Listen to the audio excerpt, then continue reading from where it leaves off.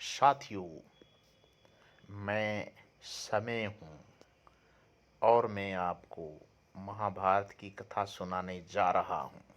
ये जो आवाज़ थी, भीमानी जी की आवाज़, बहुत एक अजीब सी आवाज़ जो हर बच्चे को, हर बूढ़े को, हर महिला पुरुष को याद थी। और जैसे ही ये चल आवाज़ गांव में, शहर में आती थी, तो लोगों के कान खड़े हो जाते थे कि महाभारत शुरू हो गया है। साथियों, महाभारत को बनाने में बहुत मेहनत करी इन कलाकारों ने, हर सीन को जीवंत किया। और आपने पहली बार महाभारत कब देखी, कहाँ देखी, ये ज़रूर आप लिखिएगा कमेंट बॉक्स में। और ये ज़रूर लिखिएगा कि महाभारत देखते देखते, क्योंकि इन्वर्टर वगैरह की व्यवस्था नहीं थी, तो महाभारत देखते देखते लाइट चली जाती थी, तो लोगों की प्रतिक्रिया और आपकी प्रतिक्रिया क्या होती थी। तो साथियों, महाभारत को बनाना एक बहुत मुश्किल काम था उस समय, क्योंकि उस समय पे तकनीक ना के बराबर थी। सारे सीन बिल्कुल ओरिजिनल क्रिएट करने पड़ते थे। आजकल तो कंप्यूटराइज सीन क्रिएट हो रहे हैं, जैसे कि आपने देखा होगा कि बाहुबली ने कटप्पा को क्यों मारा, उसमें भी सारे सीन कंप्यूटर से लिए गए और जल्दी ही वो तैयार हो गई। लेकिन महाभारत एक चुनौती थी 40 साल पहले। तो साथियों, इसमें आपको हमारा प्रयास ये कैसा लगा? वीडियो अच्छे लगे तो शेयर कीजिए और कमेंट ज़रूर कीजिएगा महाभारत के आपके पहले एक्सपीरियंस के बारे में, और आज आप महाभारत के बारे में क्या सोचते हैं।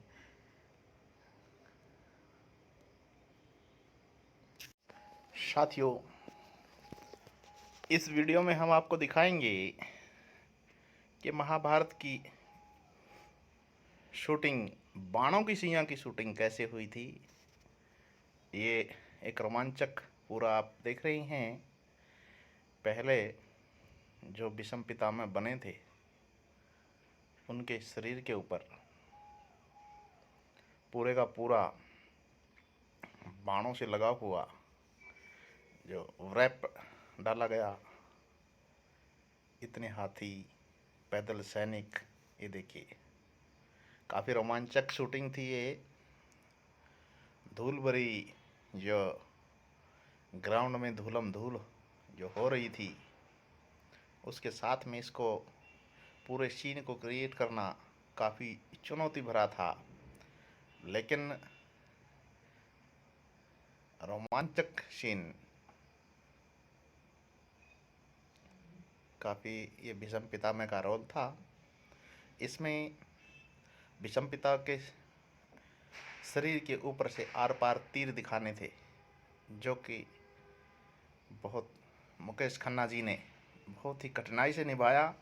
और आप ये देखिए, इवन उनके शरीर के हर अंग से क्रॉस दिखाना था, ये तीरों को क्रॉस करके ऐसे। तो पहले ये पूरा ये दिखाया गया, ये कवच इनको पहनाया गया जिसके आगे भी तीर थे और पीछे भी तीर थे। तो इस तरीके से ये देखिए, ये देखिए किस तरीके से मुकेश खन्ना जी ने बहुत ही जीवित ढंग से इस सीन को किया। और बहुत ही एक ये जो क्रिटिकल सीन था, ये कैसे फिल्माया गया पूरी टीम के सहयोग से, क्योंकि उस समय ज़्यादा कंप्यूटर का चलन नहीं था, तो इसलिए सारा ये क्रियाकलाप बिल्कुल उस तरीके से किया गया कि सीन, सारे के सारे सीन असली लग रहे थे, जीवंत। ये सभी कलाकारों ने महाभारत के सीन को ऐसे शूट करने में मदद करी कि हर कलाकार का जो सीन था वो जीवंत लग रहा था। ये देखिए, सैया पहले ऐसे बनाई गई और तीरों की सैया बनाई गई पहले, फिर मुकेश खन्ना जी को उसके ऊपर लेटाया गया।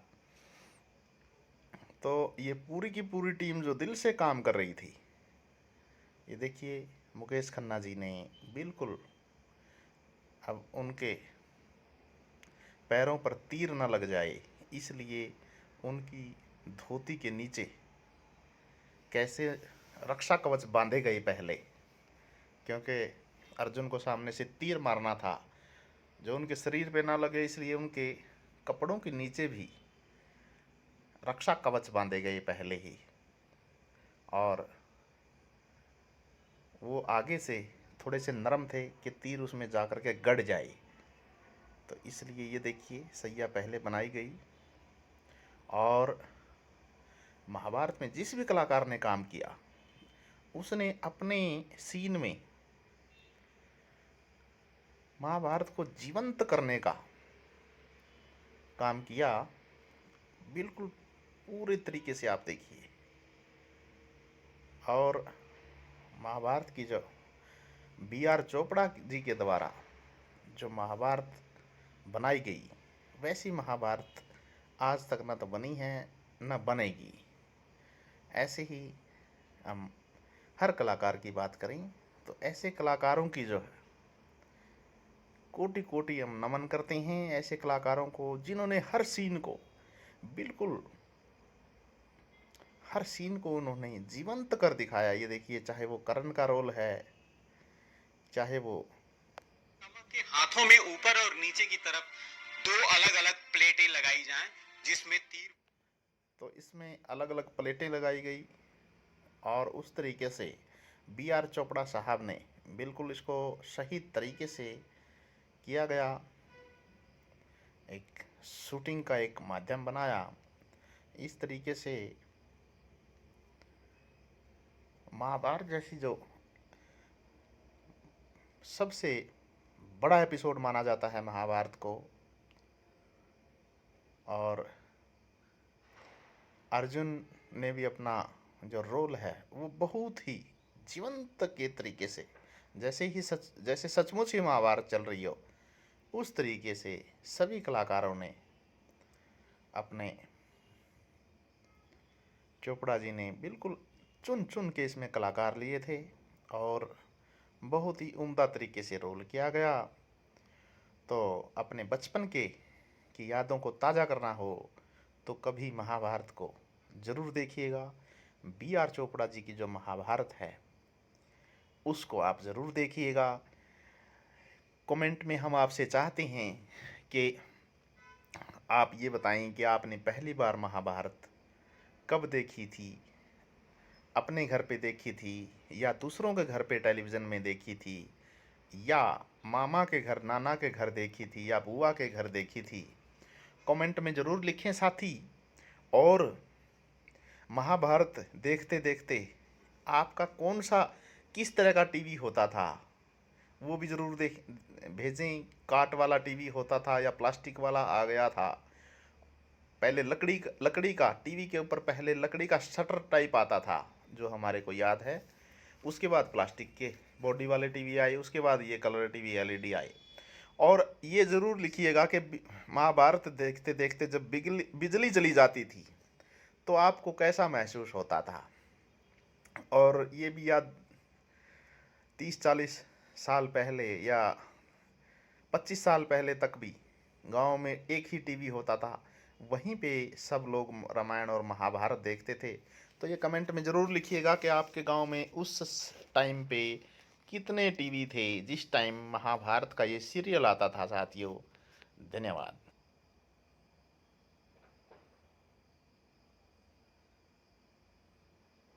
साथियों। मैं समय हूँ, ये भी डायलॉग आपको याद होगा जिसमें मैं समय हूँ वाला जो डायलॉग है वो कौन बोलता था, क्योंकि वो बहुत एक प्रिय डायलॉग था। अमर हो गई थी आवाज़, मैं समय हूँ अंदर की आत्मा जीत लेता है। हरीश तिवारी जी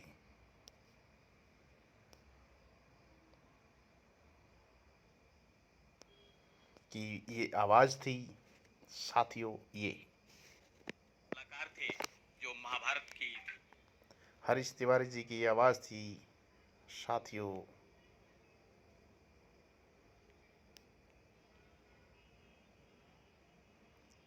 भीमानी जी, बी.आर. चोपड़ा जी, हरीश भीमानी जी की आवाज़ थी साथियों। जो मैं समय हूँ इस उद्बोधन के साथ पूरी घटनाओं का, संपूर्ण घटनाओं का ब्यौरा देते थे कि क्या चल रहा है।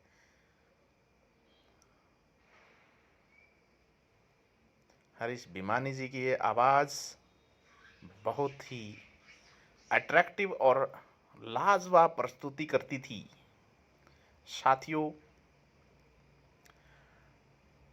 कोटि कोटि प्रणाम इन महाभारत के कलाकारों को। और हर कलाकार ने बिल्कुल समय पर एक एक सीन को पिरो करके, ये हरीश भिमानी जी स्क्रीन पे आप देख रहे हैं। जो मैं समय हूँ कि डिजाइनर गूफी पेंटल का मुझे फोन आया कि भाई एक रिकॉर्डिंग के लिए आ जाना डीआर के मेन स्टूडियो में, ऑडियो फिल्म स्टूडियो में। तो जैसे आमतौर पे मेरा तरीका है, मैंने पूछा कि क्या है, तो उन्होंने कहा कि आप बस आ जाओ, तुम कुछ अच्छा हो रहा है, आ जाओ। तो वहां मैं गया, रात 10 बजे बुलाया था। अब मैं देखता क्या हूँ, यहाँ तो तीन महारथी थे, बी.आर. चोपड़ा साहब, डॉक्टर राही मासूम रजा और पंडित नरेंद्र शर्मा। तो हरीश भिमानी चकित थे कि आखिर मैं बोलूं कैसे, क्या महाभारत के क्रू मेंबर्स मुझसे आकाशवाणी की आवाज चाहते हैं समय के लिए। तो राही मासूम रजा ने बताया उनको कि नहीं, आप एक साक्षी हो पूरी कहानियों के, और इस अंदाज में बताओ। इस अंदाज में उनको बताना था कि जैसे पूरे तरीके से हाथ जोड़ करके कि आप हर सीन को आप देख रहे हो, हर सीन आपको दिख रहा है, क्या हो रहा है। उस हर सीन का आपको दर्शकों को समय के रोल में, तभी तो कहा गया है कि मैं समय हूँ। टेक्स हुए और उन्होंने कहा कि भाई देखो ऐसा है, ये चीज हो रही है, और ये जो कैरेक्टर है, ये जो पात्र है, वो समय है। अब ये समय क्या होता है, मेरी तो कुछ समझ में नहीं आया। उन्होंने कहा देखो, समय वो चीज है जो पहले था, आज है, कल होगा, इसलिए इसकी भाषा भी कोई बड़ी संस्कृत में नहीं होगी। मैंने कहा अच्छा, आपको शायद आकाशवाणी चाहिए। तो कहा नहीं, बिल्कुल आकाशवाणी नहीं है, this is also not god's voice, ये समय है। तो समय क्या है? तो कहा कि ये इंसान तो नहीं है, मगर हमेशा इंसान जिसके साथ जूझता है, हमेशा जिसके साथ रहता है, जिसके सामने झुकता है, वो समय है। तीसरी बार जब रिकॉर्डिंग हुई, तब मैंने एक सुझाव दिया। मैंने कहा कि देखिए, आप कहते हैं कि मैं आवाज बदलूं, अगर मैं आवाज बदलूंगा तो वो मजाकिया हो जाएगी। मैं 3-4 आवाजें कर तो सकता हूं, लेकिन फिर वो इसकी गंभीरता, इसकी संजीदगी नहीं बनी रहेगी। तो ये तय पाया गया कि ठीक है, आवाज यानी कि टिम्बर मेरी आवाज रहेगी, टिम्बर मेरा रहेगा। तो मैंने कहा तब तो इसके एक ही रास्ता है कि इसकी रिदम बदली जाए, इसका टेम्पो बदला जाए, क्योंकि हर एक भाषा का और हर एक व्यक्ति का बोलने का टेम्पो अलग होता है, जिससे उसकी पहचान होती है, एक उसके टिम्बर से और एक उसके टेम्पो से। तो मैं ये सब बता रहा था, तो डॉक्टर साहब ने कहा कि भाई देखो, हाथ कंगन को आरसी क्या, पढ़े लिखे को फारसी क्या, तुम सुना। अब मैंने सोचा मैं ही फंस गया कह के। तो मैंने कुछ, जैसे मैं आम तौर पे गंभीरता से समझा के बोलता हूँ वो, और आकाशवाणी के बीच का कुछ करने की मैंने कोशिश की। राही मासूम रजा, पंडित नरेंद्र शर्मा और बी आर चोपड़ा की साहब ने बहुत अच्छे तरीके से इस रामायण को बनाया। साथियों, 40 साल हो गए हैं रामायण सीरियल को बने हुए, फिर भी इसकी रोमांचकता, इसका जब सीन आ जाता है तो सब आदमी, सब दर्शक, आपको ये लगा हो ये ना लगा हो, मुझे अवश्य ये लगा है कि समय का जो ये बोलने का तरीका, ये जो ढंग था, जो इसकी रिदम थी, वो आम तौर पे बोलने वाली रिदम नहीं थी, उससे काफी मुख्तलिफ थी, उससे काफी अलग थी। मैं समय हूं और आज आपको महाभारत की कथा सुनाने जा रहा हूं। ये महाभारत कोई आम युद्ध कथा नहीं है। ये कथा है धर्म और अधर्म के संघर्ष की, और जो प्रचलित हुआ, जो कामयाब हुआ, जो सफल हुआ, जो लोकप्रिय हुआ, वो ये अंदाज था समय का। और शायद इसलिए कि वो इतना यूनिक था, तो ये कहानी है कि समय का अंदाज कैसे आया और क्यों ये किया गया। I think it was because these three mainstays, bulwarks, स्तंभ जो थे, उनको ठीक से पता था कि वो क्या चाहते हैं। समय के करैक्टर को किस तरह समय से की- उपयोग किया है बी आर समय के करैक्टर को निभाना बहुत मुश्किल था, लेकिन ये इतना पॉपुलर हुआ कि समय ने अपना रोल करते हुए